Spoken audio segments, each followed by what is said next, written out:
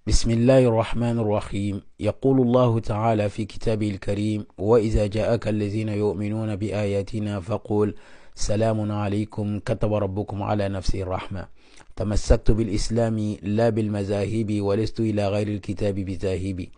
J'espère que vous allez bien, vous avez passé une très belle journée, alhamdulillah.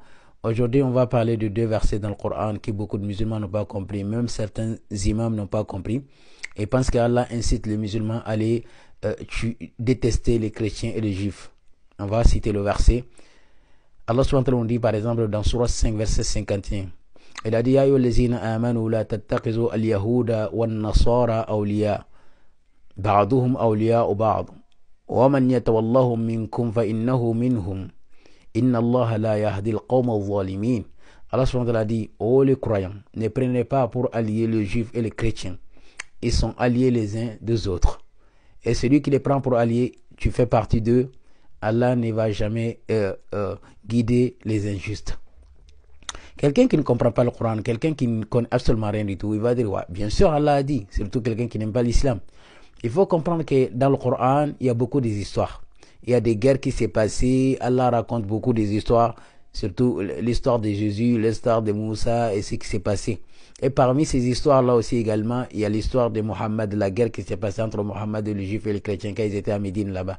Allah est en train de dire aux croyants, à cette époque-là, ne prenez pas pour alliés les Juifs et les chrétiens qui vous combattent, tout simplement.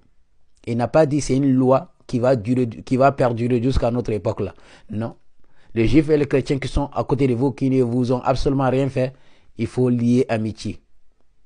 Et pour vous donner la réponse, il faut regarder notre verset. Allah nous dit dans Surat 9 Al-Tawbah, verset 23.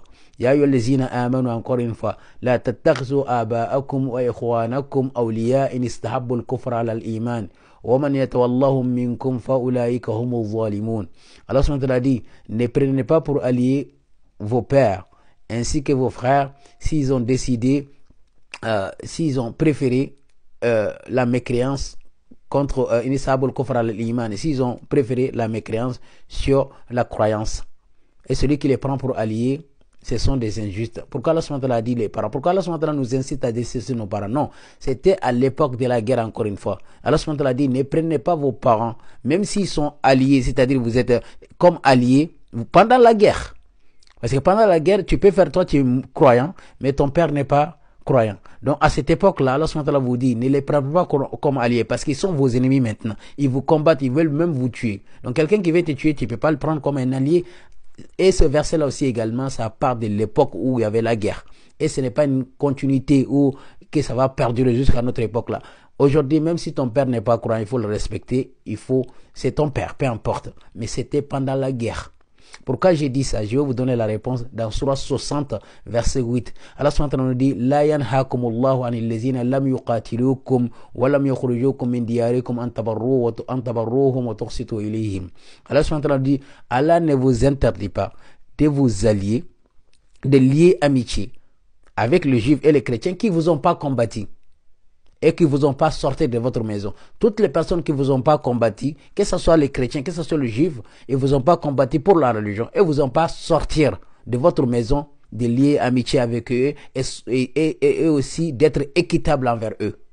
Vous voyez? Donc Allah s'adresse uniquement le moment où il y avait la guerre entre les musulmans et les chrétiens. Donc les musulmans et les chrétiens qui se battent. Donc ne prenez pas ces chrétiens-là qui vous combattent et les juifs qui vous combattent à cette époque-là. Pas une loi qui perdure.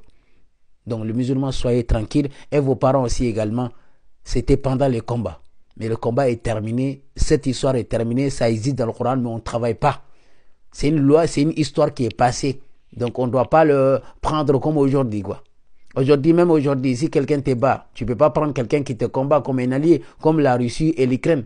Un Russe ne peut pas prendre un Ukrainien comme un allié, parce qu'ils sont en combat. Mais après, si le combat est terminé, vous pouvez faire votre vie ensemble. Où est le problème? C'est ça le verset veut dire.